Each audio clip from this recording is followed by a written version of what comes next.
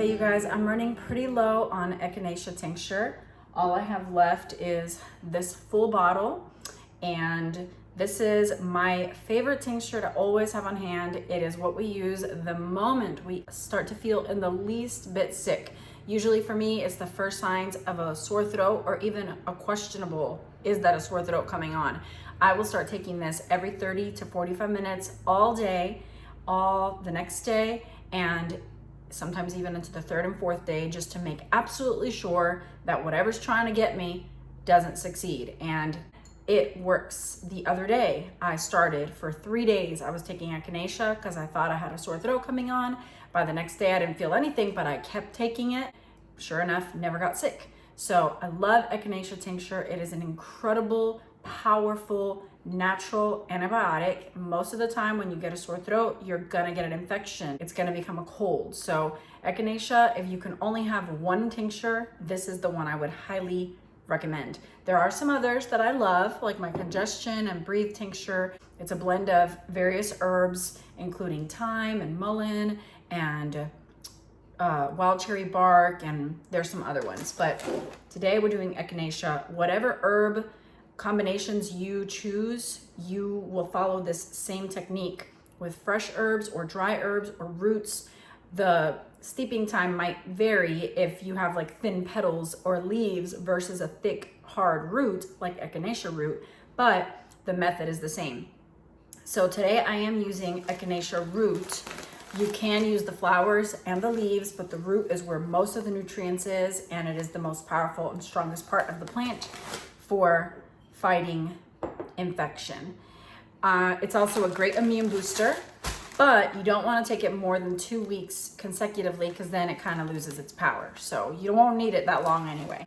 I'm just doing a small jar like this, and we're gonna fill it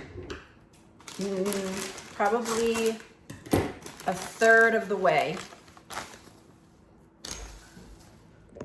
So I just realized that this is not Echinacea root. I've never done just the leaves or flowers. It looks like it's just the leaves, which is fine, but I need to order some root.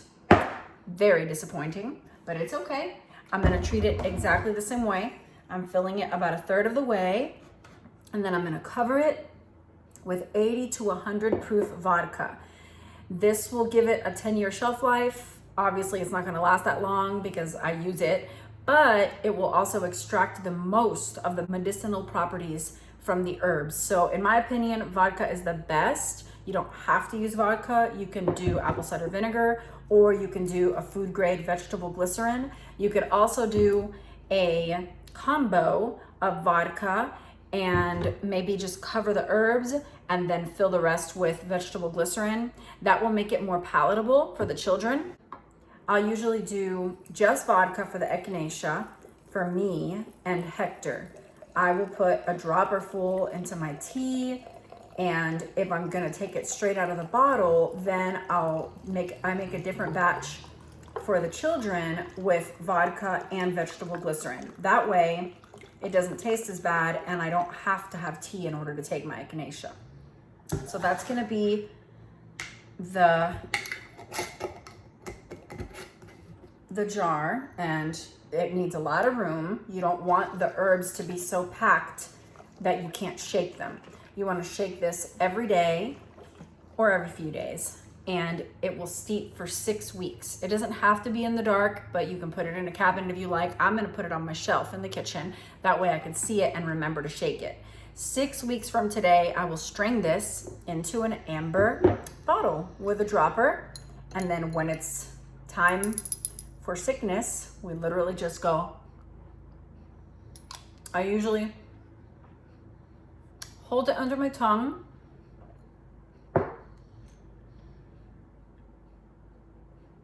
for 30-ish seconds, then swallow. This batch has vegetable glycerin, so it doesn't taste as nasty, but when it doesn't have vegetable glycerin, if it's just alcohol, you can put a few droppers into your hot tea, and the hot water evaporates the alcohol, and all you're left with is the concentrated herb. So that's my favorite way to take it. In fact, every morning I will have my tea and I put a squirt of red clover tincture in it, my liver tincture in it. I made red clover from foraged red clover here on my property. I also made my liver cleansing tincture with plantain and dandelion from my property. And I think I bought dandelion root from Amazon for that as well. So it's a blend of leaves and flowers and root and plantain leaves. And I'll put that into my tea every morning. And sometimes I'll throw in an elderberry tincture squirt into my tea. And if I'm not feeling well, that's when I'll do my echinacea. But then I'll take echinacea all day, even without tea. And I usually take the one that has the vegetable glycerin when I take it that way. Now, just so you know, if you take the echinacea straight up vodka, and you will feel a very distinct tingling sensation in your mouth and on your tongue. It is bizarre. The first time I ever felt it, I kind of panicked. I was really worried that maybe I made my tincture with something spoiled, but I immediately Googled it and found that that's what echinacea is known for. When the root is really, really high quality, the more it tingles. So it's very strange, but it's normal, so don't be scared. That's pretty much it, you guys. This will be ready in 6 weeks. I still have a whole bottle left, so hopefully this will last another month and a half. It should, unless we all get sick at the same time and need to be taking echinacea.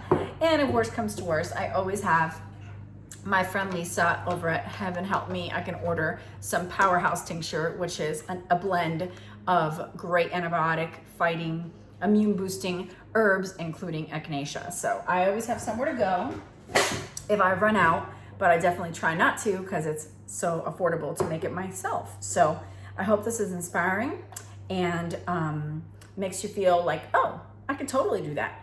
Yes, you can. And usually I make really big batches, but I was very low on vodka and I really wanted to show you and get a batch going before I get a chance to get to the store. I'll probably go to the store in the next couple of days to get another couple of bottles of vodka and make a big batch of echinacea just to have on hand for the winter.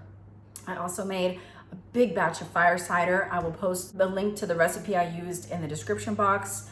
Fire cider is another one of those incredible immune boosting and natural antibiotic, natural medicines to have in your home, especially during the cold season where we are more prone to sickness.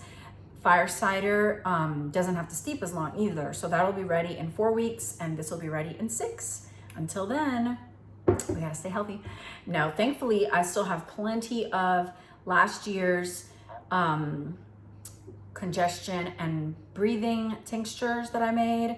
And I still have enough echinacea, I'm sure. And I have all of my other tinctures that I made, plus that fire cider's going. And then of course, if all else fails, you can just eat some raw garlic with honey, which is kind of nasty, but man, it's powerful. So one last thing, if you're gonna make these things, anything you ferment, anything you make into tinctures, I highly recommend that you go and get the best quality. Get all organic so that you know that whatever you're treating your body with as medicine is also really high quality. There's something weird to me about, you know, if this is not organic and it's just sitting in this liquid for 6 weeks, it just makes me feel like surely all the pesticides are also being drawn out. And even after I strain it, I'll be like eating the tincture, but also the pesticides. It just feels like it would seep into the liquid. So the same thing for the fire cider, get all organic. Let me know what you think in the comments below if you try any of these recipes. God bless you guys and see you next time.